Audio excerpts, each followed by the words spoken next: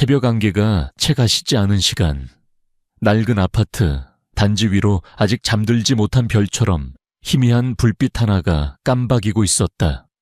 거친 시멘트 벽돌과 삭막한 주차장 풍경 속 굉음을 내며 미끄러져 들어오는 진홍색 스포츠카 한 대는 마치 다른 세상에서 툭 튀어나온 이방인 같았다. 동네 사람들은 창문 틈으로 그 이질적인 풍경을 훔쳐봤고, 아이들은 멈춰선 차 주위를 맴돌며 호기심 어린 시선을 던졌다.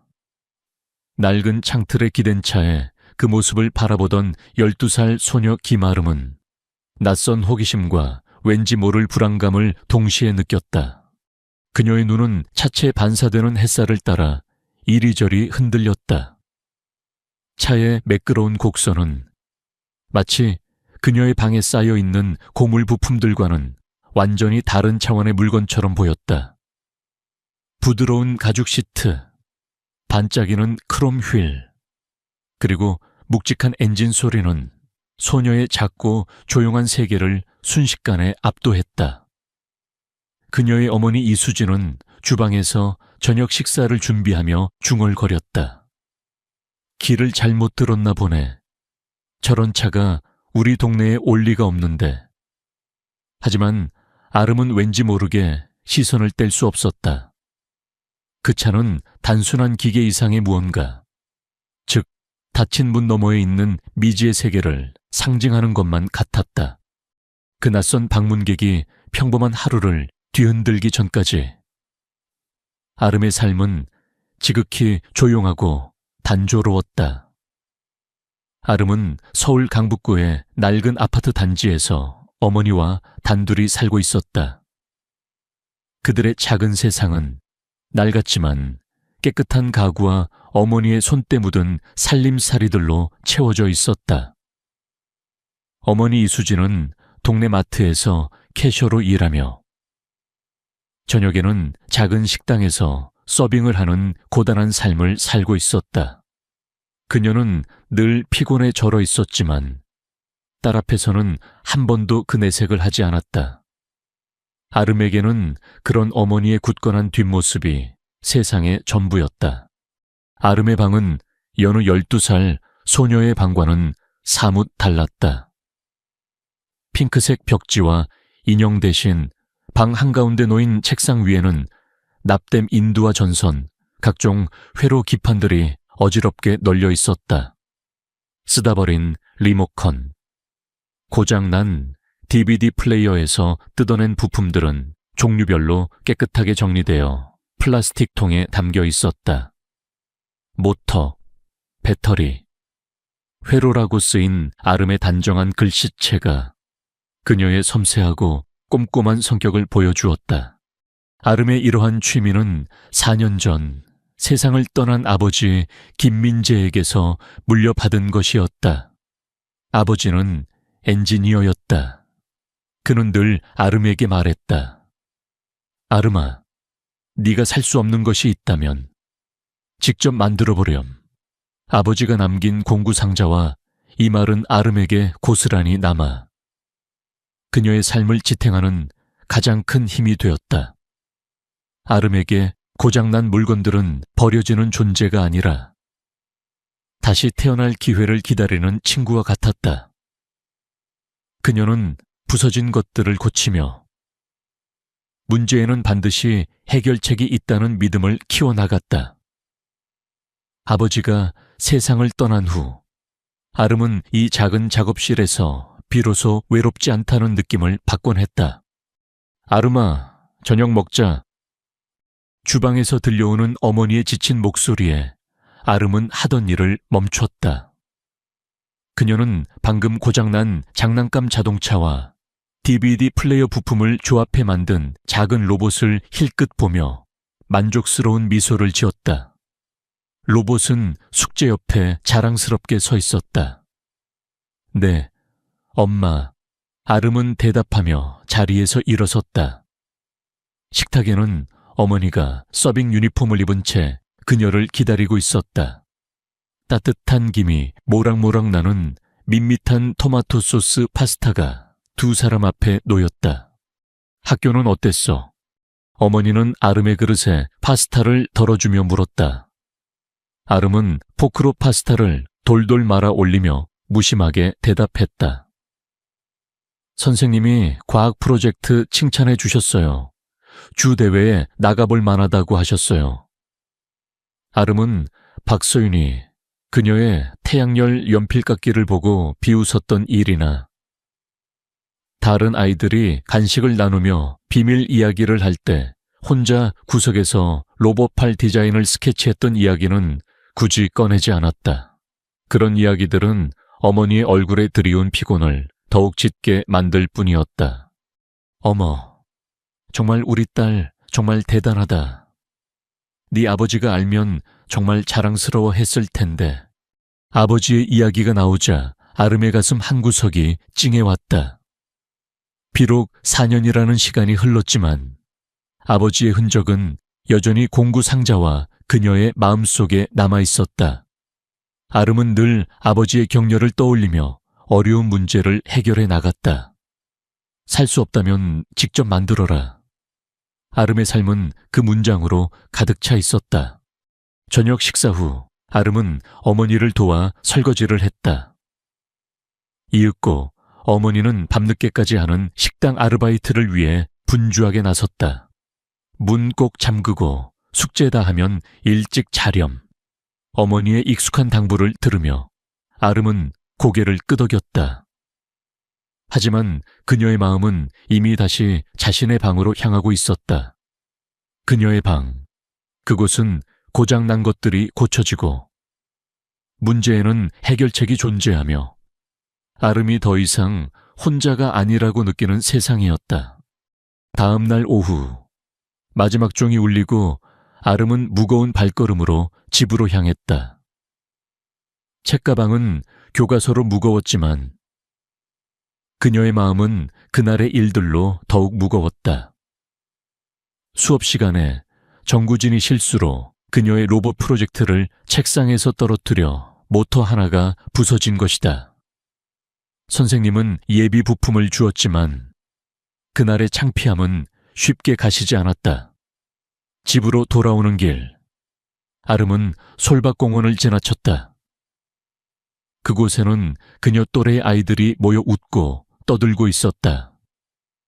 아이들의 웃음소리는 녹슨 그네와 금이 간 미끄럼틀을 넘어 아름의 귓가에 닿았다. 아름은 가방끈을 더 세게 움켜쥐었다. 별것 아니야. 그녀는 속으로 되뇌었지만 소속감을 느끼지 못하는 낯선 아픔이 가슴 한구석을 짓눌렀다. 골목길 모퉁이에서 신호등이 바뀌기를 기다리며 아름의 시선은 하늘의 회색 구름으로 향했다. 서울의 가을 하늘은 늘 그녀의 기분과 비슷했다. 완전히 어둡지도 완전히 밝지도 않은 그저 어딘가에 있는 듯한. 언젠가 신호등이 초록색으로 바뀌자 그녀는 스스로에게 다짐했다. 언젠가 나는 모두가 내가 로봇을 좋아하는 이상한 아이가 아니라는 걸 알게 될 만큼 멋진 것을 만들 거야. 집으로 향하는 익숙한 길을 걸으며 아름은 알지 못했다.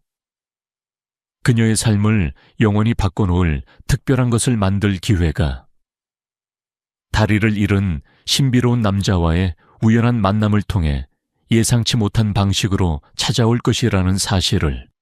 아름의 학교 생활은 늘 조용하고 투명했다. 그녀의 존재는 교실이라는 거대한 공간에서 쉽게 흐릿해졌다. 웅성거리는 아이들의 소음 속에서 아름은 늘 창가 제일 구석 자리에 앉아 있었다. 쉬는 시간이 되면 아이들은 삼삼오오 모여 스마트폰으로 게임을 하거나 연예인 이야기를 나누며 낄낄거렸지만 아름의 세계는 오직 그녀의 공책 속에 있었다. 그 안에는 태양광 패널로 움직이는 미니 자동차, 폐기된 로봇팔을 개조한 장난감, 그리고 머릿속으로만 그려온 복잡한 기계 장치들의 설계도가 빼곡히 채워져 있었다.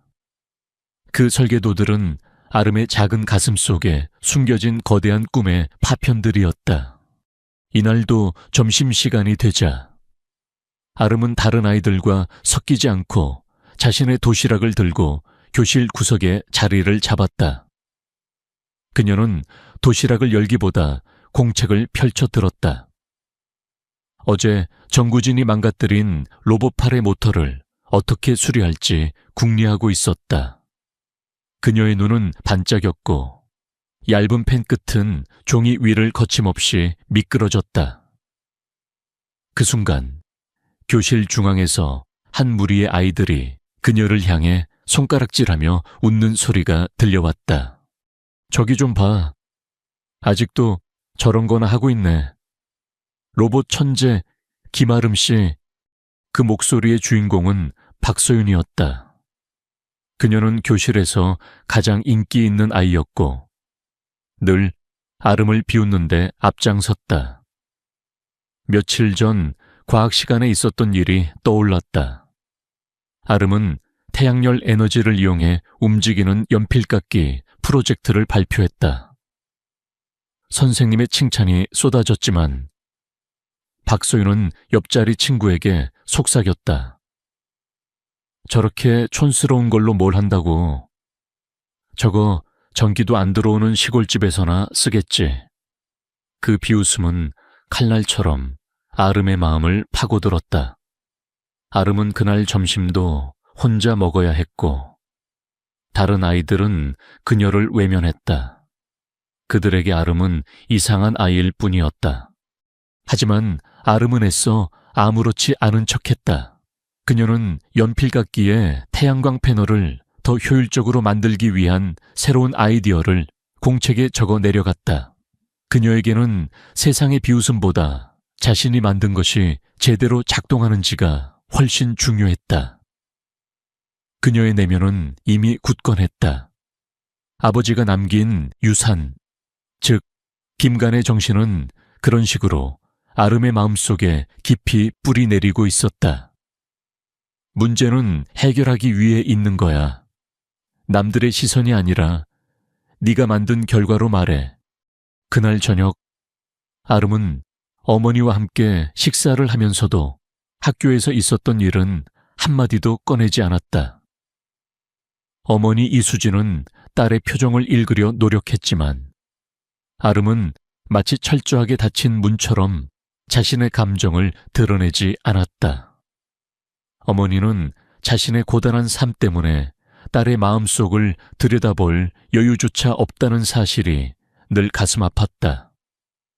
학교 생활은 즐겁니? 라는 질문에 아름은 그저 네, 뭐 라고 대답할 뿐이었다.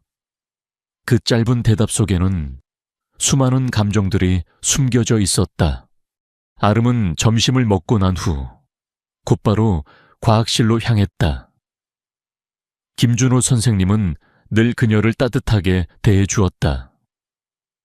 아름아, 어제 정구진이 실수한 거 미안해. 여기 새 모터 가져왔으니까 이걸로 다시 만들어 보렴. 선생님은 아름에게 새 부품을 건네주며 말했다. 아름은 고개를 숙여 감사를 표했다. 하지만 그녀의 마음은 여전히 무거웠다. 부서진 모터는 부서진 모터일 뿐이었다. 선생님의 따뜻한 배려에도 불구하고 그날의 수치심은 쉽게 사라지지 않았다. 아름은 하굣길에 솔밭공원을 피해서 돌아갔다. 아이들의 웃음소리가 들려오는 곳을 굳이 지나고 싶지 않았다. 그녀는 길을 빙빙 돌아 집으로 향했다. 가을 바람이 쌀쌀하게 불어왔고 그녀의 얇은 옷깃을 파고들었다. 하늘은 회색 구름으로 가득했다. 아름은 그날따라 유난히 고독했다. 그녀는 그저 빨리 집에 가서 자신의 방에 틀어박히고 싶었다. 자신만의 세계, 즉 아무도 그녀를 비웃지 않는 안전한 성체로 돌아가고 싶었다. 집에 도착한 아름은 어머니에게 인사만 하고 곧장 방으로 들어갔다. 그녀는 책상에 앉아 망가진 로봇팔의 모터를 다시 조립하려 했지만 손이 잘 움직이지 않았다. 그날의 창피함과 외로움이 그녀의 손목을 잡고 있는 것 같았다. 결국 아름은 아무것도 하지 못하고 멍하니 앉아 있었다. 그녀의 눈은 책상 위에 낡은 공구 상자로 향했다. 아버지의 흔적이 고스란히 남아있는 그 상자 안에는 먼지가 조금 쌓여 있었다. 아버지는 늘 이 공구 상자를 열고 자, 아름아, 문제가 생겼구나. 그럼 이제 해결해 볼까? 라고 말하곤 했다. 그녀는 공구 상자를 열어 아버지의 납땜 인두와 펜치를 만져보았다. 차가운 금속의 감촉이 그녀의 손끝에 닿았다. 아버지가 그녀에게 남긴 것은 단순한 도구가 아니었다. 그것은 문제를 해결하는 용기였고 좌절하지 않는 굳건한 마음이었다. 아름은 아버지가 생전에 만들어준 작은 풍력 발정이 사진을 꺼내 들었다. 안전 고글을 쓴 채 활짝 웃고 있는 아버지의 모습은 그녀의 마음을 다시 한번 북돋아 주었다. 그래, 포기하지 말자. 이 문제를 해결하자. 아름은 다시 펜을 들고 공책에 새로운 설계를 그리기 시작했다. 부서진 모터를 버리는 대신 다른 고장난 장난감에서 뜯어낸 모터와 연결하여 더 강력한 힘을 내는 방법을 고민했다. 그녀의 얇은 손가락은 다시 능숙하게 움직이기 시작했다. 그 순간 그녀는 더 이상 외롭지 않았다. 아버지가 그녀의 옆에 서서 김간의 정신을 외치는 것 같았다. 그렇게 시간 가는 줄 모르고 작업에 몰두하던 아름은 창문 밖으로 비가 내리기 시작하는 것을 보았다. 빗방울이 창문에 부딪히는 소리는 그녀의 마음을 더욱 차분하게 만들었다. 그녀는 아버지가 늘 말했던 것처럼 모든 문제에는 해결책이 있다고 믿었다. 그리고 그녀는 그 해결책을 찾을 때까지 절대 멈추지 않을 것이라고 다짐했다. 아름의 방은 세상의 소음과 단절된 그녀만의 작은 연구실이자 요새였다. 그곳에서 그녀는 자신을 비웃는 아이들의 목소리를 잊고 오직 자신이 만들어낼 미래만을 꿈꾸었다. 그날 밤 어머니는 밤늦게 아르바이트를 마치고 돌아와 잠든 딸의 방을 조심스럽게 들여다보았다. 아름은 책상에 엎드린 채 잠들어 있었고 손에는 연필이 쥐어 있었다. 공책에는 복잡한 회로도와 설계도들이 가득했다. 어머니는 딸의 굳게 담은 입술과 잠든 모습에서 예전 남편의 모습을 보았다. 남편 역시 어떤 문제에 부딪히면 밤새도록 설계도를 그리며 고민하곤 했다. 어머니는 딸의 이마에 입을 맞추고 창문에 걸려있는 아버지의 사진을 보며 조용히 중얼거렸다. 당신을 닮아 정말 다행이야. 아름이는 당신처럼 굳건하니까. 하지만 아름이 학교에서 겪는 아픔까지는 알지 못하는 어머니의 마음은 여전히 불안했다. 그녀는 딸이 세상의 비정함을 이겨낼 수 있을지 걱정했다. 아름은 그녀의 외로움과 싸우는 방법을 스스로 터득하고 있었다. 그녀의 방은 단순한 방이 아니었다.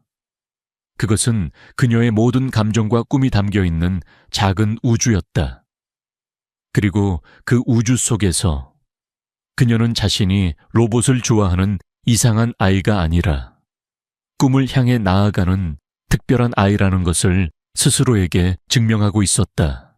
아름이 이 작은 방에서 미래를 향해 한 걸음씩 나아가고 있을 때 그녀의 운명을 영원히 바꿔놓을 또 다른 운명의 바퀴가 천천히 움직이기 시작했다는 것을 그녀는 아직 알지 못했다. 화요일 오후 아름은 로봇 동아리 활동을 마치고 집으로 향했다. 평소라면 삐걱거리는 로봇의 모터를 어떻게 하면 더 부드럽게 만들 수 있을지, 혹은 새로운 회로를 어떻게 설계할지에 대한 생각에 잠겨 길을 걸었을 것이다. 하지만 그날따라 아름의 발걸음은 유난히 무거웠다. 새로 맡은 동아리 프로젝트에서 그녀의 아이디어가 다른 아이들의 무관심 속에 묻혀버린 탓이었다. 그녀는 왠지 모르게 자신의 존재 자체가 희미해지는 것 같아 마음이 아팠다. 그녀의 발걸음은 늘 그랬듯 수유역 인근의 교차로를 향했다. 이 길은 집으로 가는 가장 빠르고 익숙한 길이었다. 아름은 신호등이 바뀌기를 기다리며 멍하니 서 있었다. 그 순간 그녀의 시선은 길모퉁이에 앉아있는 한 사람에게로 향했다. 낡은 휠체어에 앉아있는 남자였다.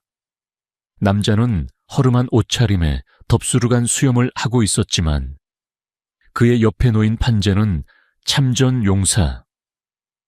다리 없음, 도움에 감사드립니다. 라는 글씨가 단정하게 쓰여 있었다.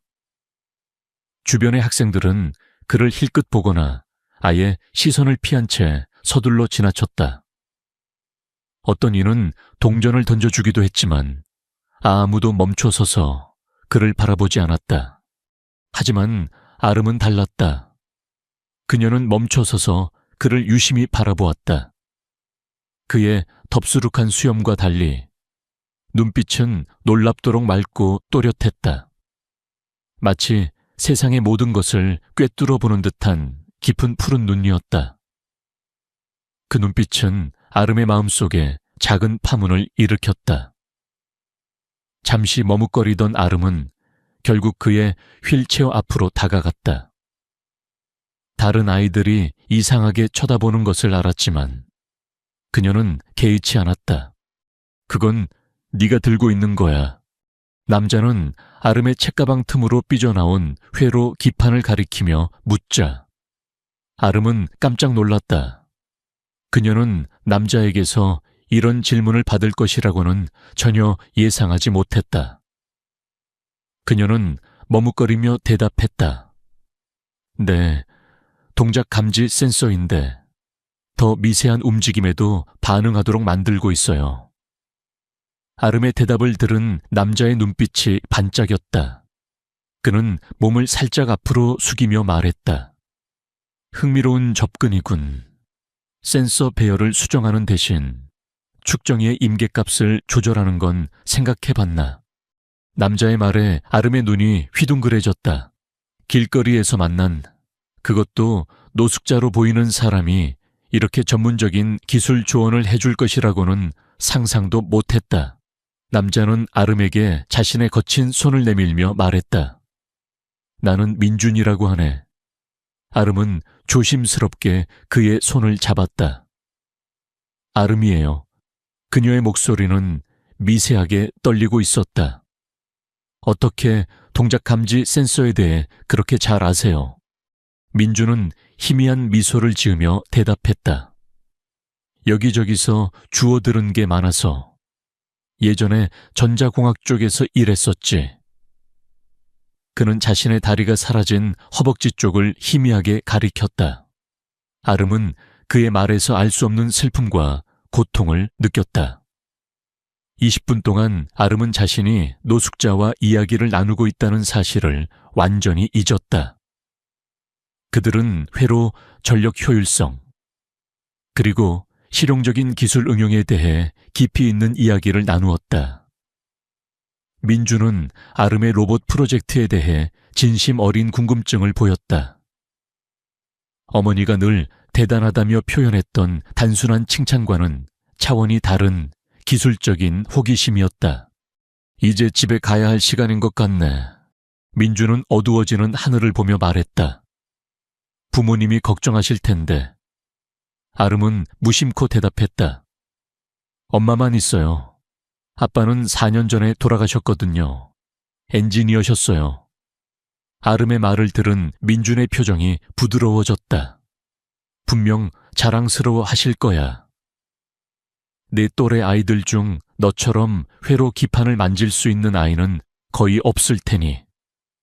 민준의 진심 어린 말에 아름의 목에 예상치 못한 울컥함이 차올랐다. 감사합니다. 다음에 또 뵐게요. 아름은 꾸벅 인사를 하고 서둘러 자리를 떠났다. 집으로 돌아오는 길, 아름은 민준에 대한 생각으로 가득했다. 그의 전문적인 기술 지식은 그의 처지와 모순되었다. 그리고 그의 다리가 없다는 사실은 아름에게 예전에 보았던 고급 의족에 대한 다큐멘터리를 떠올리게 했다. 세련되고 반응성이 뛰어난 의족들은 다리를 잃은 사람들에게 다시 걷는 기쁨을 선물했지만 가격은 상상을 초월했다. 다리 하나에 수천만 원에서 억대를 호가했다. 아름은 그 엄청난 금액을 떠올리며 한숨을 내쉬었다. 아파트에 도착하자 어머니가 주방에서 물었다. 아름아, 로봇 동아리는 어땠니? 하지만 아름의 머릿속은 이미 새로운 가능성들로 가득 차 있었다.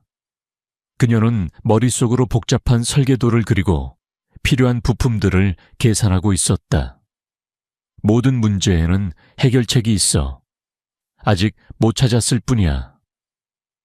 그녀는 아버지의 목소리가 귓가에 울리는 것을 느꼈다. 괜찮아요. 아름은 멍하니 대답했다. 엄마, 아빠가 쓰던 모터 중에 남는 거 있어요. 그날 밤 창밖으로는 비가 추적추적 내리고 있었다. 아름은 공책을 꺼내 첫 페이지에 프로젝트 민준 아저씨의 새 달이라고 썼다. 그녀는 이 작은 행동이 민준의 삶뿐만 아니라 자신의 삶까지도 상상하지 못할 만큼 변화시킬 것이라는 사실을 전혀 알지 못했다. 아름은 아버지의 공구 상자를 열고 낡은 모터와 전선들을 조심스럽게 꺼냈다. 그녀의 마음속에는 이미 새로운 꿈이 자라나고 있었다. 그것은 단순한 호기심이 아닌 진심 어린 연민과 도움이 필요한 사람을 위한 순수한 열정에서 비롯된 꿈이었다. 아름은 밤늦도록 책상에 앉아 낡은 모터와 전선들을 보며 설계도를 그렸다. 그녀의 손끝에서 펜은 부드럽게 움직였고 머릿속에서는 복잡한 구조와 작동 원리가 하나둘씩 맞춰지고 있었다. 비록 현실적인 어려움은 산더미 같았지만 아름은 포기하지 않았다. 아버지의 말씀처럼 그녀는 문제를 해결하기 위해 태어난 아이였다. 그리고 그녀는 자신이 가진 모든 재능과 열정을 이 프로젝트에 쏟아부을 준비가 되어 있었다. 그녀의 방은 조용했지만 그 안에는 거대한 꿈의 시작을 알리는 묵직한 울림이 있었다. 아름의 책상 스탠드 불빛은 그녀의 방벽에 길고 흔들리는 그림자를 드리웠다. 그녀는 노트북 앞에 앉아 의족에 대한 기술 사양 페이지를 넘겨보고 있었다. 가격을 확인하자 그녀의 마음은 무겁게 가라앉았다. 가장 기본적인 모델조차 수백만 원에 달했고 첨단 기술이 적용된 모델은 수천만 원을 훌쩍 넘겼다. 이건 불가능해. 아름은 책상에서 몸을 뒤로 젖히며 중얼거렸다. 그녀의 시선은 액자에 담긴 아버지의 사진으로 향했다. 아버지는 직접 만든 풍력 터빈 옆에서 안전고글을 쓴 채 활짝 웃고 있었다. 아버지의 목소리가 귓게 울리는 듯했다. 살 수 없으면 직접 만들렴. 그게 바로 김간의 정신이야. 아름은 어깨를 펴고 조용히 속삭였다. 김간의 정신. 그녀는 연필과 공책을 꺼내 스케치를 시작했다. 그녀의 초기 디자인은 낡은 서브 모터로 움직이는 투박한 기계 다리였다. 그녀는 부품을 어디서 구할 수 있을지 고민했다. 폐기된 컴퓨터 부품으로 제어 시스템을 만들고 버려진 가전제품에서 모터를, 폐자 전거에서 서스펜션 부품을 가져와야겠다고 생각했다. 3시간 동안 12페이지에 걸쳐 스케치를 한 후 아름은 결국 연필을 손에 쥔 채 책상에 엎드려 잠이 들었다. 다음 날 아침 어머니 이수진은 빨래를 거들어 들어왔다가 책상 위의 그림을 발견했다. 의족 시제품 바추완이라고 쓰인 복잡한 설계도와 민준 아저씨의 새 다리라는 제목을 보고 어머니의 표정은 걱정으로 굳어졌다. 아름이 학교에서 돌아오자 어머니는 부엌 식탁에 설계도들을 펼쳐놓고 그녀를 기다리고 있었다. 민준 아저씨가 누구니 어머니의 목소리가 굳어 있었다. 아름은 어색하게 몸을 비틀었다. 길모퉁이 앉아 계시는 참전 용사분이세요. 다리를 잃으셨어요. 어머니의 목소리가 조금 높아졌다. 아름아, 넌 노숙자를 위해 의족을 만들고 있는 거니 세상에. 난 네가 사람들을 돕고 싶어 하는 마음은 알지만 이건 엄마, 그분은 정말 똑똑하세요. 아름이 말을 끊었다. 전자공학에 대해서도 잘 아세요. 제 동작 감지 센서 프로젝트도 도와주셨어요. 어머니는 깊은 한숨을 내쉬었다. 다리가 없으신 분이라는 건 안다. 하지만 전문가들도 수백억 원의 예산으로 만드는 게 의족이야. 넌 이제 겨우 12살이란다. 아름은 아버지를 꼭 빼닮은 단호한 표정으로 말했다. 아빠는 늘 나이가 능력을 결정하지 않는다고 했어요. 중요한 건 문제를 명확하게 보고 그걸 해결할 용기를 갖는 거라고요. 아름의 목소리는 열정으로 가득 찼고 어머니의 반박은 힘을 잃었다. 어머니는 의자에 주저앉았다. 설령 네가 만들 수 있다 해도 우린 당장 내 학용품 값도 아껴야 해. 재료는 어디서 구하고 도구는 또 어떻게 마련할 거니? 아름은 다른 종이를 꺼내며 대답했다. 그것도 생각해 봤어요. 전자제품 재활용 센터에서 부품을 쓸 수 있고 선생님께 부탁해서 학교 공작실을 쓸 수도 있을 거예요. 어머니는 조심스럽게 말을 이었다. 아름아, 때로는 남을 돕는 것도 우리의 한계를 알아야 하는 법이란다. 하지만 그게 정말 한계가 아니라면요. 제가 정말 도울 수 있다면요. 아름의 눈이 촉촉해졌다. 엄마, 해봐야 할 것 같아요. 이게 정말 중요한 일이라는 느낌이 들어요. 제가 해야만 하는 일 같아요. 어머니는 딸의 단호한 얼굴을 물끄러미 바라보았다. 그녀는 남편의 얼굴에서 수도 없이 보았던 어떤 문제에 완전히 매료되었을 때 나타나는 그 특유의 표정을 발견했다. 일단 좀 더 얘기해보자. 어머니는 결국 한 발 물러섰다. 그날 밤 아름은 아버지의 꿈을 꾸었다. 그들은 아버지의 작업실에 함께 서서 의족 설계도를 살펴보고 있었다. 쉬운 일은 아닐 거야. 꿈속의 아버지가 그녀의 설계도를 가리키며 말했다. 알아요. 아름이 대답하자 아버지는 그녀의 어깨에 손을 얹고 미소 지었다. 하지만 가장 가치 있는 일들은 대부분 쉽지 않단다. 아름은 눈물을 흘리며 잠에서 깼지만 그녀의 마음은 더없이 분명해졌다. 어떤 장애물이 있더라도 민준 아저씨를 위한 그 다리를 만들 것이다. 이것은 이제 단순히 낯선 사람을 돕는 것을 넘어 아버지가 물려준 재능을 통해 그의 유산을 기리는 일이었다. 그것이 바로 김간의 정신이었다. 다음 날부터 아름의 방은 본격적인 작업실로 변해갔다. 폐기된 전자제품에서 살박에 단 부품들이 방의 모든 표면을 가득 채웠다. 구형 컴퓨터의 메인보드, 고장난 장난감의 모터, 버려진 사무실 의자의 스프링들이 어지럽게 널려 있었다.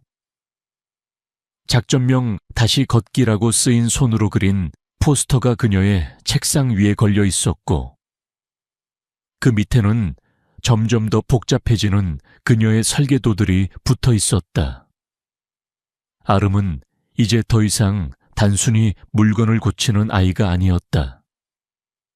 그녀는 한 사람의 삶을 바꿔놓을 무언가를 창조하는 창조자였다. 그녀의 열정은 방 안의 공기마저 뜨겁게 달구는 듯했다.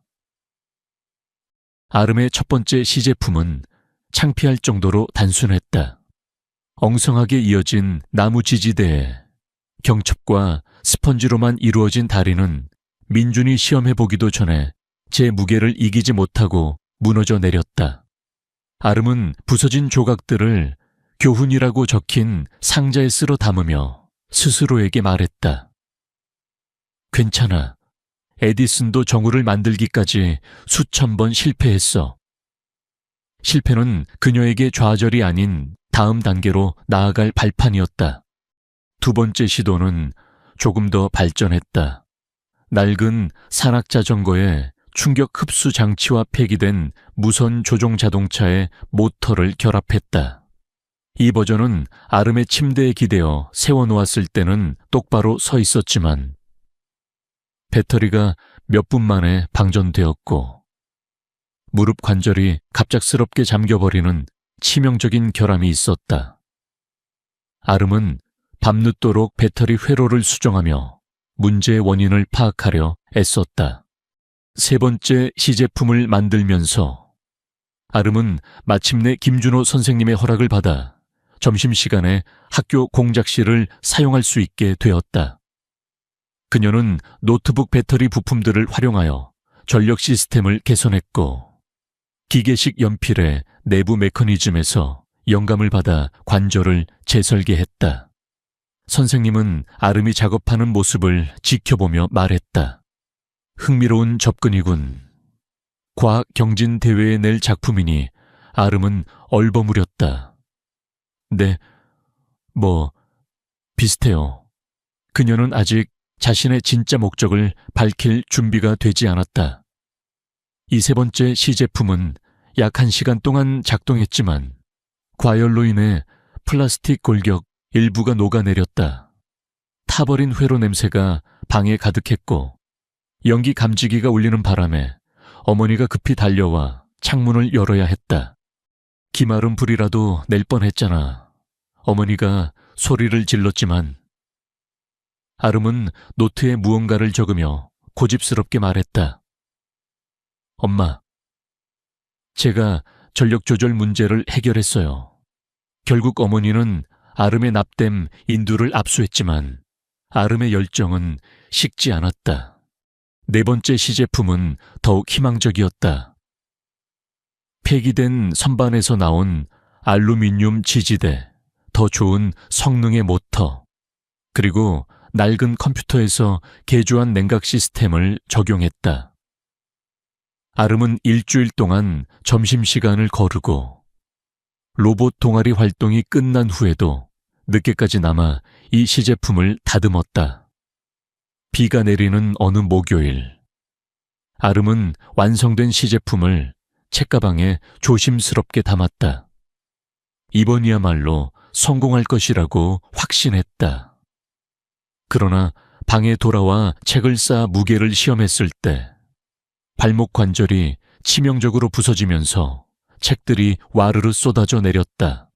아름은 잔해 속에 주저앉아 좌절감에 눈물을 흘렸다. 나번의 실패, 4주간의 노력이 부서진 부품들만 남기고 허무하게 사라졌다. 어쩌면 엄마 말이 맞는지도 몰라.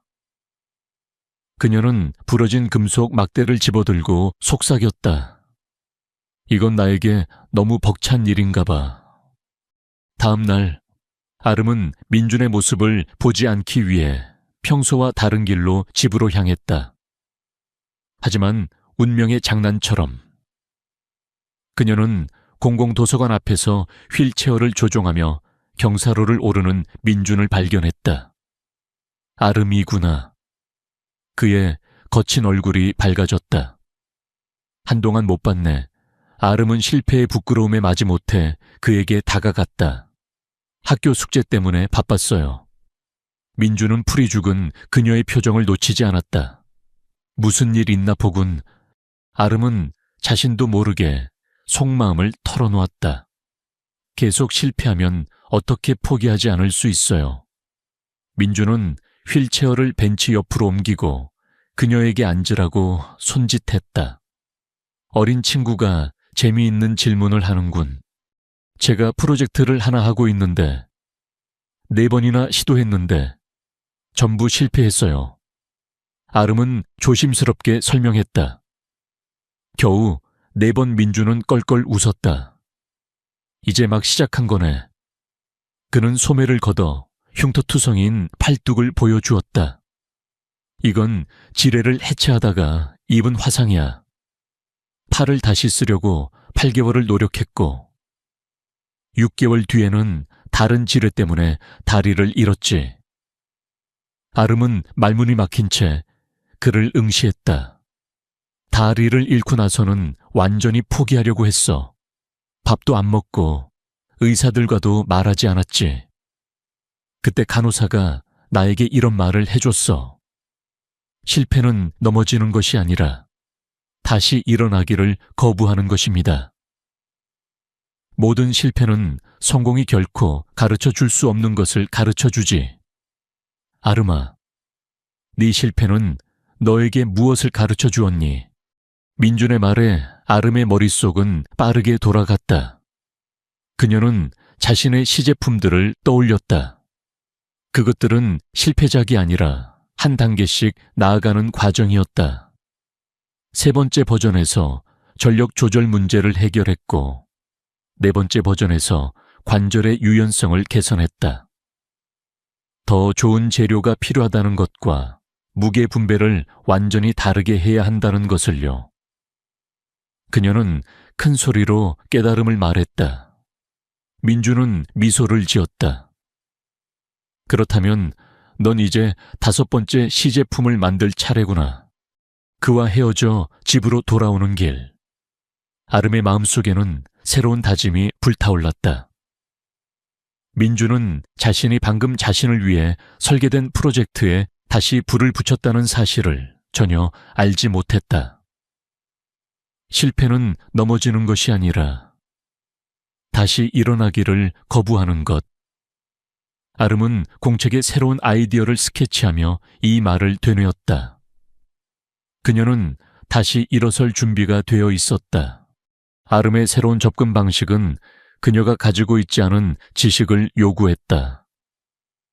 해부학, 압력 지점, 의족 접촉면을 통한 무게, 분산 등은 인터넷 검색만으로는 이해하기 어려운 전문 용어들이었다. 어느 날 오후, 과학실에서 인체 해부학 책을 들여다보고 있는 아름을 발견한 김준호 선생님이 물었다. 무언가 특별한 것이 필요한가? 아름은 망설이다 대답했다. 걷는 동안 다리 관절을 통해 무게가 어떻게 전달되는지 이해하려고 해요. 선생님의 눈썹이 흥미롭게 올라갔다. 생체역학이라 상당히 수준이 높은데 내 프로젝트가 점점 진화하는군. 아름은 속으로 민준을 떠올리며 중얼거렸다. 그래야만 하니까요. 김준호 선생님은 아름의 단호한 표정을 보며 말했다. 이 과학실에 내게 도움이 될 만한 장비들이 좀 있어. 방과 후에 내 감독해 사용해도 좋아. 아름의 얼굴이 환해졌다. 정말요. 정말 감사해요. 한편 아름은 민준과의 만남을 계속했다. 그녀는 그에게 샌드위치를 가져다 주었고 조심스럽게 설계에 필요한 질문들을 던졌다. 아저씨, 휠체어에 앉아있으면 불편한 곳이 있으세요 어느 날. 땅콩버터 샌드위치를 건네며 물었다. 민주는 샌드위치 반쪽을 받아들며 대답했다. 몇 시간 지나면 허리 아래쪽이 제일 아프지. 그리고 다리가 끝나는 부분, 절단면이 오래 앉아있으면 민감해져. 아름은 이 세부 사항들을 머릿속으로 기록했다. 그녀는 프로젝트가 성공했을 때를 위해 민준에게는 자신의 계획을 전혀 언급하지 않았다. 그러던 어느 날 저녁, 아름이 아파트의 공동 세탁실에서 발목 관절 유연성 메커니즘을 스케치하고 있을 때 한 할머니가 그녀의 어깨 너머로 들여다보았다. 그거 의족 관절 같아 보이네. 할머니가 말을 걸자 아름은 얼른 그림을 가렸다. 그냥 학교 프로젝트예요. 할머니는 부드러운 미소를 지으며 말했다. 나는 40년 동안 외과 간호사로 일했단다. 의료용 디자인은 보면 알지. 아름은 그녀가 같은 건물, 3B호에 사는 정미선 할머니라는 것을 기억했다. 네가 이수진 씨 딸, 그 발명하는 아이구나. 내 엄마가 부녀회 모임에서 네 얘기를 자주 한단다. 아름은 조금 마음을 놓았다. 저는 저렴한 의족을 디자인하고 싶은데 걷는 동안 발목과 무릎을 통해 무게가 어떻게 전달되는지 잘 모르겠어요. 정미선 할머니의 눈이 반짝였다. 오, 그거라면 내가 좀 알지. 정형외과 수술을 수백 건 도왔거든. 며칠 지나지 않아 아름의 프로젝트를 위한 놀라운 지원 네트워크가 형성되기 시작했다. 김준호 선생님은 방과 후 학교의 재료 테스트 장비를 사용할 수 있게 해주었고, 정미선 할머니는 압력 지점을 스케치하고 무게 분산 원리를 설명해주며 해부학적 지식을 제공했다. 심지어 지역 철물점 사장님도 아름의 구체적인 질문에 흥미를 느끼고 가볍고 튼튼한 구조용 알루미늄 조각들을 따로 챙겨두기 시작했다. 아름의 방벽은 이제 모두의 아이디어가 반영된 개선된 설계도로 가득 찼다. 이 프로젝트는 순수한 아이의 선의에서 시작된 노력을 넘어 진정한 잠재력을 가진 무언가로 진화하고 있었다. 모두가 아름을 돕고 있었지만 각자 퍼즐의 한 조각만을 가지고 있었다. 그들 중 누구도 이 모든 노력이 향하고 있는 사람의 정체와 그 진정한 목적을 알지 못했다. 아름에게는 작은 돌파구가 생길 때마다 스스로에게 한 약속을 지키는 한 걸음처럼 느껴졌다. 하지만 그녀는 알지 못했다. 이 모든 과정이 그녀의 상상을 초월하는 이유로 그녀의 삶을 확장시킬 것이라는 것을. 어느 날 오후, 정미선 할머니는 관절 유연성을 테스트하는 아름에게 말했다. 아름아, 때로는 인생에서 가장 중요한 연결은 기계적인 연결이 아닐 때도 있단다. 아름은 폴라이틀리 고개를 끄덕이며 측정에만 집중했다. 그녀는 아직 그 말의 심오한 진실을 이해하지 못했다. 그녀는 그저 민준 아저씨가 다시 걸을 수 있게 되기를 바랄 뿐이었다. 그 소박하고도 순수한 마음이 그녀의 프로젝트를 이끌어가는 가장 강력한 힘이었다. 서울 강북구 재활용센터로의 현장 학습은 아름의 반 친구들에게는 따분하고 냄새나는 견학에 불과했지만 아름에게는 크리스마스 아침 선물과도 같았다.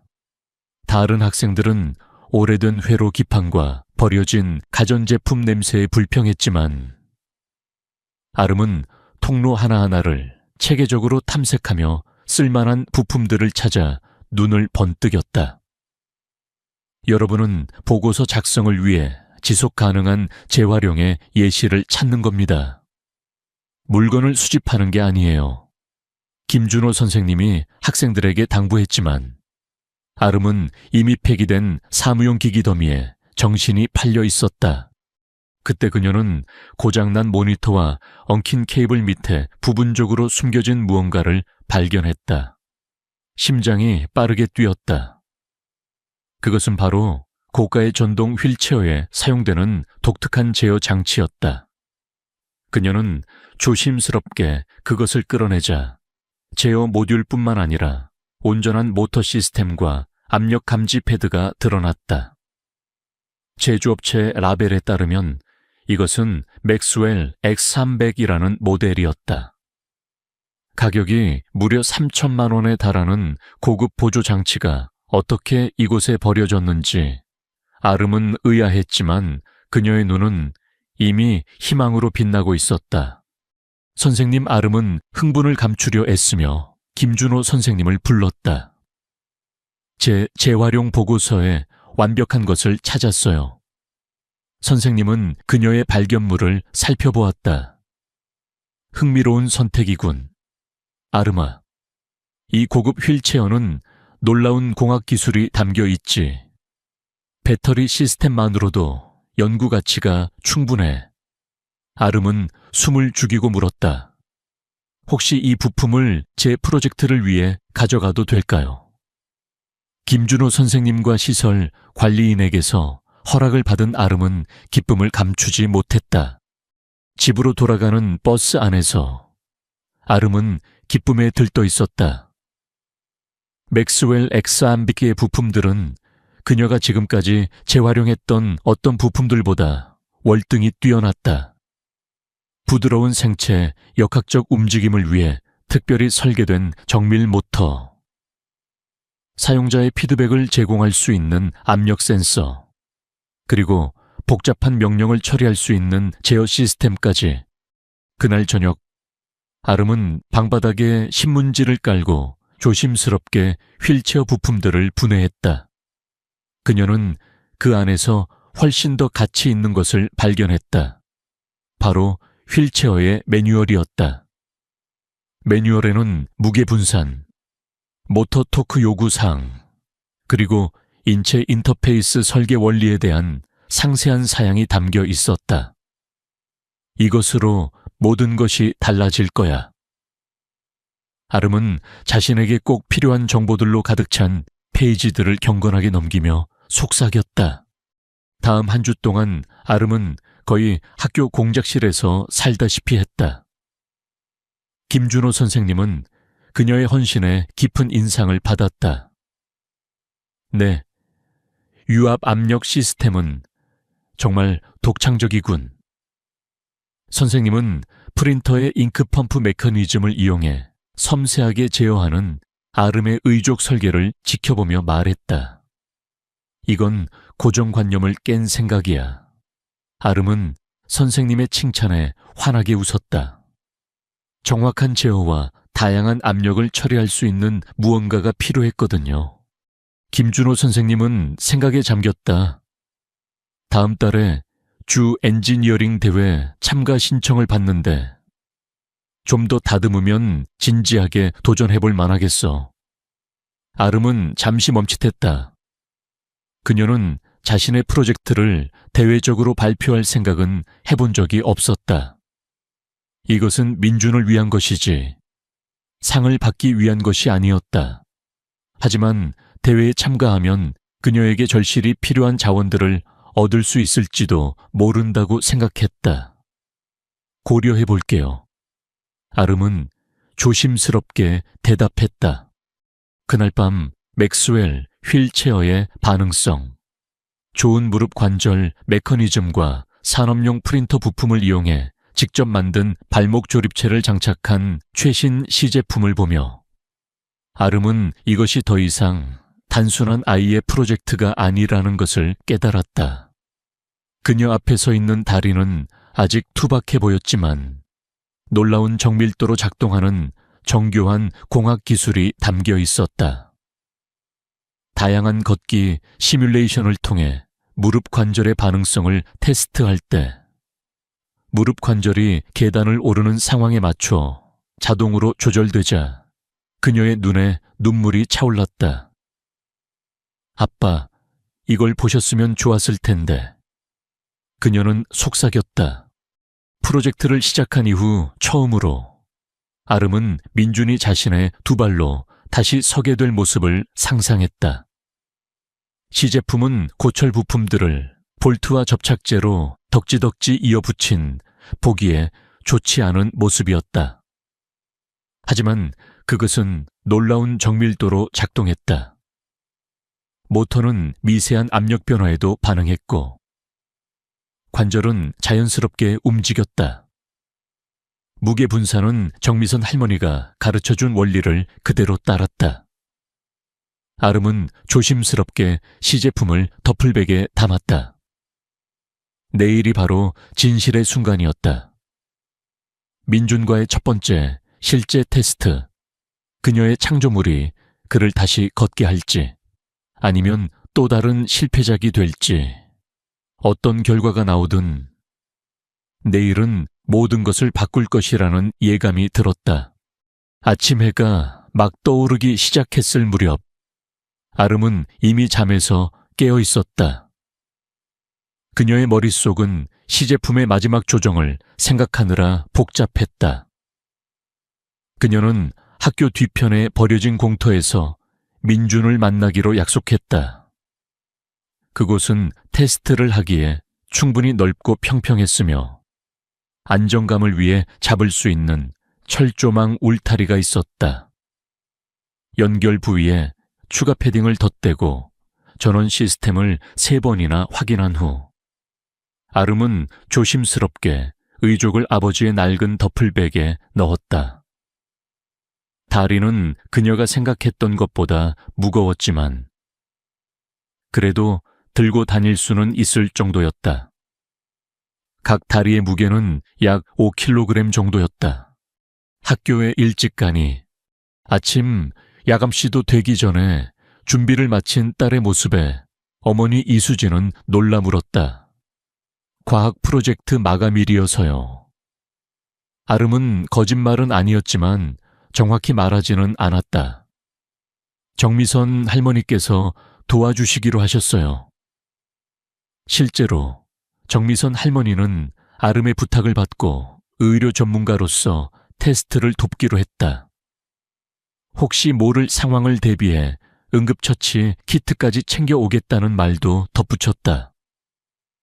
아름은 마침내 프로젝트의 진정한 목적을 할머니께 털어놓았고 할머니는 처음에는 걱정했지만 이내 아름의 가장 헌신적인 지지자가 되었다. 테스트 장소에 도착하자 아름의 마음은 불안으로 가득 찼다. 만약 다리가 고장나면 어쩌지, 만약 민준 아저씨를 다치게 하면 어쩌지, 그동안의 모든 노력이 또다시 실망으로 돌아오면 어쩌지. 온갖 부정적인 생각들이 그녀를 괴롭혔다. 잠시 후 정미선 할머니가 도착했고 그녀의 온화한 얼굴은 아름의 불안을 조금이나마 가라앉혀 주었다. 얘야, 너무 걱정하지 마. 전문가들도 의족을 만들 때는 여러 번 착용하면서 조정을 하는 법이야. 민준이 마지막으로 도착했다. 그는 부서진 철문을 통해 휠체어를 밀고 들어왔고 아름의 손에 들린 더플백과 정미선 할머니를 보고는 어리둥절한 표정을 지었다. 아저씨께 보여드릴 게 있어요. 아름은 예상보다 작은 목소리로 말했다. 제가 아저씨를 위해 만든 거예요. 민준의 눈썹이 치켜 올라갔다. 나를 위해. 떨리는 손으로 아름은 더플백의 지퍼를 열고 조심스럽게 의족을 꺼냈다. 햇빛이 알루미늄 지지대와 재활용된 모터에 반사되어 빛났다.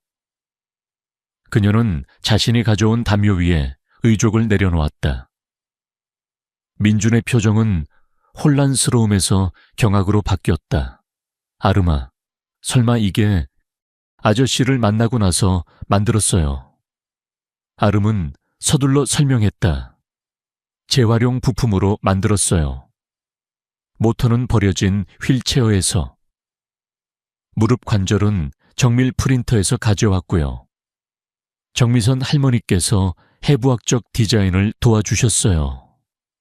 민준은 의족을, 그리고 아름을, 또다시 의족을 바라보며 말을 잇지 못했다. 전문가들이 만든 것처럼 멋지지는 않지만요.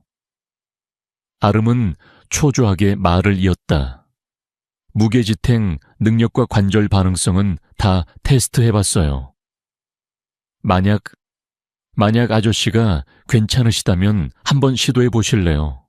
민준의 거친 얼굴이 일그러지더니 맑은 푸른 눈이 촉촉해졌다. 아가야, 네가 무슨 일을 했는지 알고는 있니? 아직 이게 작동할지는 모르잖아요. 아름이 조심스럽게 말했다. 그게 아니야. 민주는 감정이 북받치는 듯 고개를 저었다. 대부분의 사람들은 매일 나를 지나쳐갔어. 한번 쳐다보지도 않고. 그런데 넌 나를 위해 다리를 만들었어. 정미선 할머니가 앞으로 나서서 말했다. 제가 착용을 도와드릴게요. 저도 오랫동안 절단 환자들을 돌보았으니까요.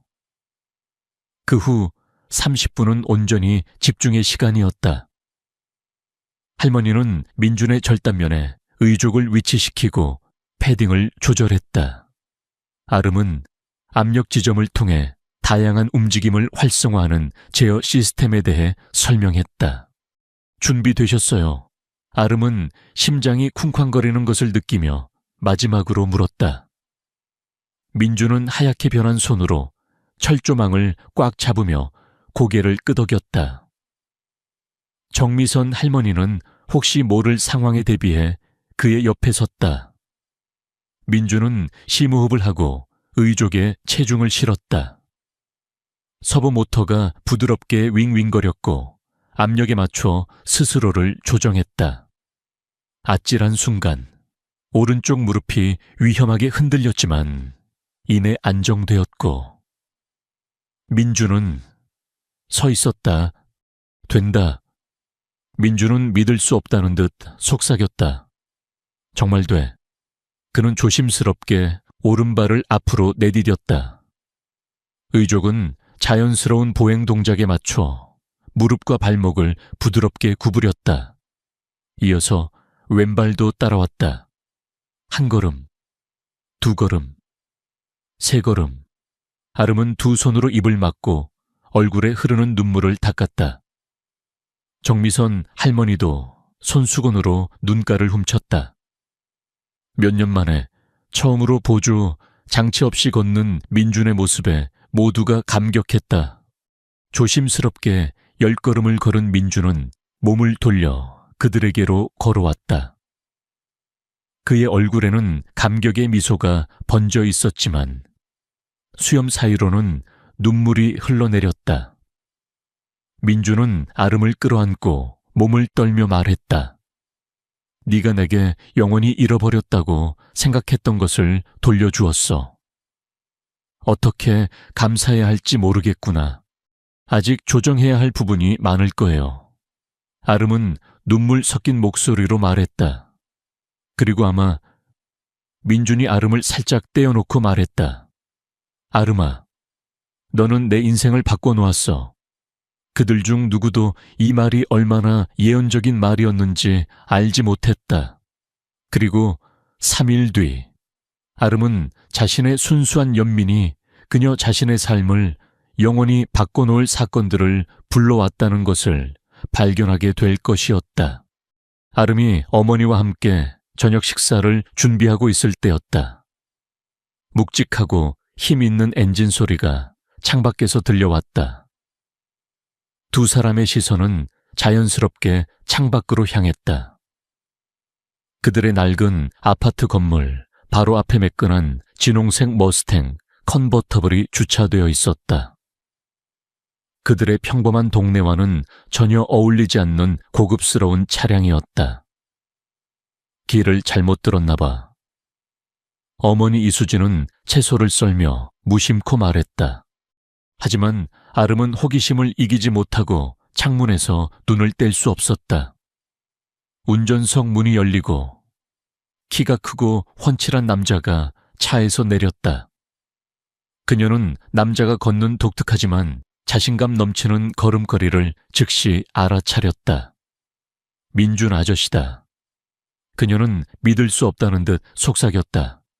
하지만 그녀가 알고 있는 민준이 아니었다. 덥수룩했던 수염과 해진 옷은 사라지고 완벽하게 재단된 회색 정장을 입고 있었다. 얼굴은 깔끔하게 면도되어 있었고 머리는 단정하게 정리되어 있었다. 맑고 푸른 그의 눈빛만이 그녀에게 익숙했다. 그리고 바지 밑으로 드러나는 기계 다리는 그녀가 직접 만든 그녀만이 알 수 있는 부드러운 유아붐과 함께 움직이고 있었다.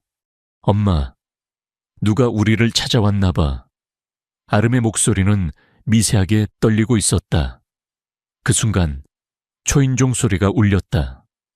어머니가 문을 열자 변한 모습에 민준이 세련된 가죽 서류 가방을 들고 서 있었다. 안녕하세요, 이수진 여사님. 그는 뜻밖의 예의 바른 태도로 말했다. 제 이름은 이정훈입니다. 따님을 통해 저를 아실 거라고 생각합니다. 어머니는 당황한 표정이었다. 죄송하지만 이정훈 씨를 만난 적이 없는 것 같은데요. 엄마, 저분 길모퉁이에 계시던 민준 아저씨예요. 아름이 앞으로 나서며 말했다. 이정훈은 사과하는 미소를 지었다. 실례가 되지 않는다면 잠시 들어가도 될까요? 두 분께 모든 것을 설명해 드려야 할 것 같아서요. 어안이 벙벙한 어머니는 그를 거실로 안내했다. 이정훈이 조심스러운 걸음으로 들어서자 아름은 그가 의족의 안정성을 개선했음을 즉시 알아차렸다. 자리에 앉자마자 그가 먼저 입을 열었다. 먼저 속인 점에 대해 사과드립니다. 제 이름은 최민준이 아닌 이정훈이 맞습니다. 하지만 제가 다리를 잃었다는 사실은 거짓이 아닙니다. 어머니의 표정이 굳어졌다. 그럼 저희 딸에게 거짓말을 했다는 건가요? 이정훈은 엄숙하게 고개를 끄덕였다. 엄밀히 말하면 그렇습니다. 저는 리드 테크놀로지스의 CEO이자 설립자입니다. 아름은 깜짝 놀라 숨을 멈췄다. 그녀조차 그 이름을 알고 있었다. 리드 테크놀로지스는 첨단 의료기기와 군용통신 시스템을 생산하는 수조 원 규모의 대기업이었다. 3년 전 헬리콥터 사고로 다리를 잃었습니다. 사고 후 저는 회사의 차기 이사를 찾기 위해 오랜 시간을 고민했습니다. 단순히 뛰어난 기술을 가진 사람이 아니라 저의 정신, 즉 사람을 위한 기술을 만들겠다는 진정한 마음을 가진 사람을 찾고 싶었습니다. 그래서 저는 길거리를 방황하며 저를 위한 완벽한 후계자를 찾아다녔습니다. 아름은 그가 하려던 말이 무엇인지 어렴풋이 짐작했지만 믿을 수 없었다. 어머니는 여전히 혼란스러운 표정으로 그를 바라보았다. 이정훈은 아름을 향해 몸을 돌렸다. 나는 매일 수많은 사람들을 만났습니다. 어떤 이들은 동정 어린 시선으로 내게 동전을 던져주었고, 어떤 이들은 아예 나를 보지 않았습니다. 하지만 너는 달랐습니다. 너는 내게 말을 걸었고, 내 이야기를 들으려 했지. 그리고 나를 위해 다리를 만들었어. 이정훈의 목소리가 떨렸다. 너는 나를 단순히 불쌍한 사람으로 본 것이 아니라 해결해야 할 문제를 가진 사람으로 보았어. 그리고 네가 가진 모든 것을 바쳐 그 문제를 해결하려 했지. 그것이 바로 내가 찾던 김간의 정신이었다. 아름은 눈물이 핑 돌았다. 그녀의 작은 행동이 이렇게 거대한 파장을 불러일으킬 줄은 상상조차 하지 못했다. 이정훈은 가죽 서류 가방을 열고 봉투 하나를 꺼냈다. 이것은 리드 테크놀로지스에서 운영하는 장학재단의 후원 계약서입니다. 이 계약에 따라 아름이는 앞으로 필요한 모든 교육과 연구 자금을 지원받게 될 겁니다. 또한 이 봉투 안에는 너와 내 어머니가 함께 지낼 수 있는 새 아파트에 열쇠가 들어 있습니다. 어머니 이수진은 눈물을 쏟아냈다. 그녀는 딸의 순수한 마음과 재능이 결국 그들에게 새로운 삶을 선물했다는 사실에 가슴이 벅차올랐다. 아름은 봉투를 열어 열쇠를 보았다. 그것은 단순히 새 집의 열쇠가 아니었다. 그것은 그녀의 꿈을 향한 문을 열어줄 열쇠였다. 이정우는 미소를 지으며 말했다. 네가 만든 다리는 내게 다시 걸을 수 있는 희망을 주었어. 그리고 이제 너는 더 많은 사람들에게 희망을 줄 수 있게 될 거야. 아름은 눈물을 닦으며 대답했다. 감사합니다. 하지만 저는 그저 아빠가 가르쳐 주신 대로 했을 뿐이에요. 이정우는 고개를 끄덕였다. 그렇겠지. 그리고 그게 바로 네가 특별한 이유란다. 이제 너의 재능을 세상과 나누렴. 네가 만든 다리가 내게 그랬던 것처럼 네가 만든 기술이 다른 사람들의 인생을 바꿀 수 있도록. 그날 밤 아름은 새 아파트로 향하는 차 안에서 창밖을 바라보았다. 그녀의 삶은 더 이상 낡은 아파트의 작은 방에 국한되지 않았다. 그녀의 작은 손에서 시작된 하나의 프로젝트가 한 사람의 인생을 바꾸고 결국 그녀 자신의 삶마저 변화시켰다. 이 모든 것은 한 소녀의 순수한 연민에서 시작되었다.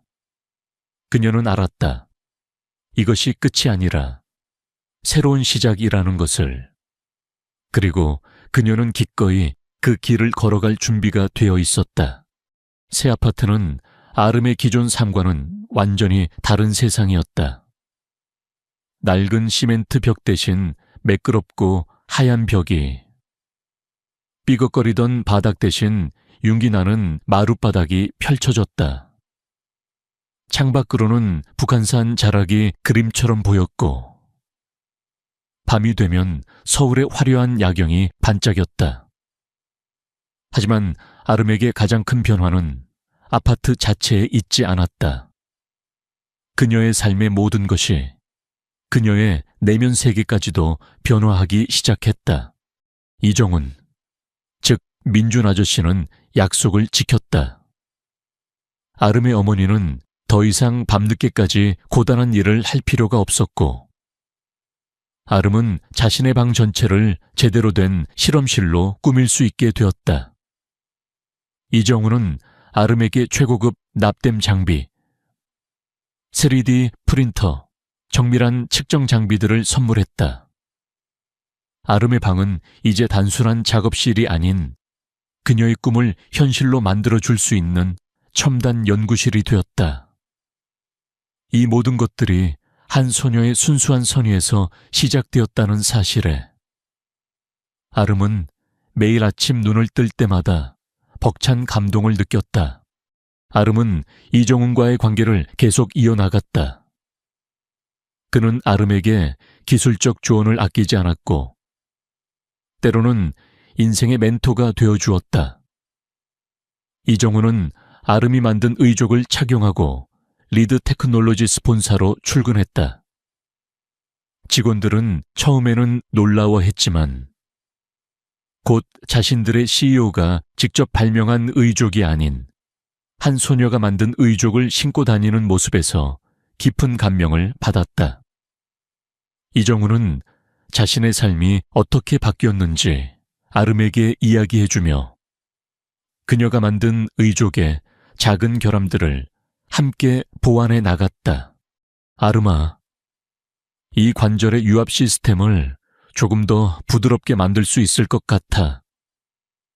걷는 동안 미세한 충격을 줄이는 방법을 고민해보자.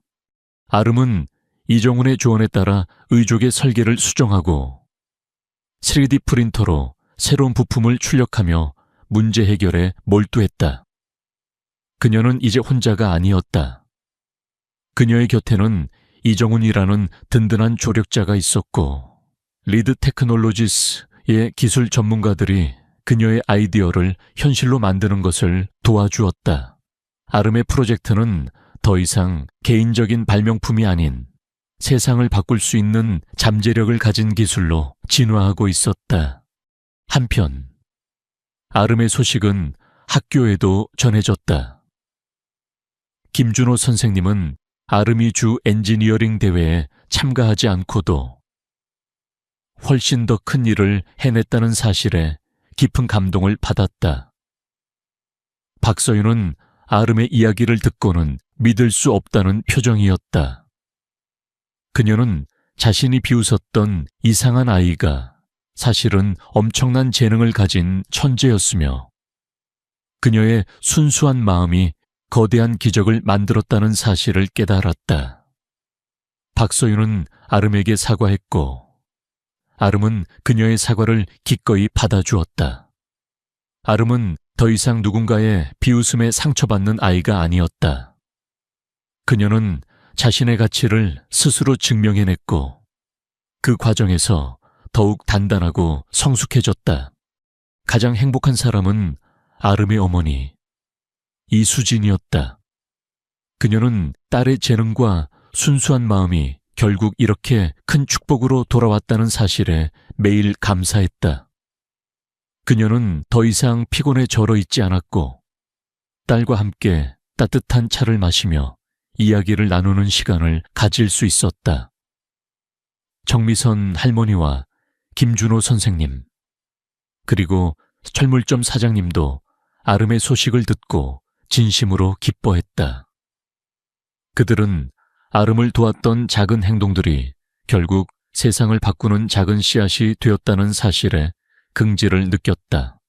어느 날 오후, 아름은 이정훈의 제안으로 리드 테크놀로지스 본사를 방문했다. 그녀는 연구실에서 수많은 엔지니어들이 함께 그녀의 의족 프로젝트를 개선하고 있는 모습을 보았다. 그들은 아름을 아름 팀장님이라고 부르며 존경의 눈빛을 보냈다. 아름은 자신의 작은 아이디어가 이렇게 많은 사람들의 열정을 이끌어낼 수 있다는 사실에 감동했다. 이정훈은 아름의 어깨에 손을 얹고 말했다. 아름아, 너는 이제 리드 테크놀로지스의 공식 후원 아래 네가 만들고 싶은 모든 것을 만들 수 있어. 사람들의 삶을 더 좋게 만드는 것. 그게 바로 우리 회사의 목표란다. 이야기는 여기서 끝나는 것이 아니었다. 이것은 아름의 새로운 시작이었다. 그녀의 첫 번째 프로젝트인 민준을 위한 의족은 아름이라는 이름을 딴 새로운 의족 모델의 개발로 이어졌고 리드 테크놀로지스의 기술력과 아름의 순수한 창의력이 결합되어 더욱 많은 사람들에게 희망을 주게 되었다. 아름은 더 이상 자신의 방에 갇혀 혼자서 문제를 해결하는 아이가 아니었다. 그녀는 이정훈, 김준호 선생님, 정미선 할머니, 그리고 수많은 사람들과 함께 세상을 더 아름답게 만드는 일을 시작했다. 아버지의 말씀이 다시금 그녀의 마음속에 울렸다. 살 수 없는 것이 있다면 직접 만들렴. 아름은 아버지가 가르쳐준 그 지혜를 통해 세상에 불가능하다고 여겨지던 문제들을 하나씩 해결해 나갈 것이다. 그리고 그녀가 만든 모든 것들은 기술과 함께 따뜻한 마음과 순수한 연민을 담고 있을 것이었다. 이 모든 기적은 한 소녀가 길거리에서 만난 낯선 이에게 건넨 따뜻한 미소와 작은 도움의 손길에서 시작되었다.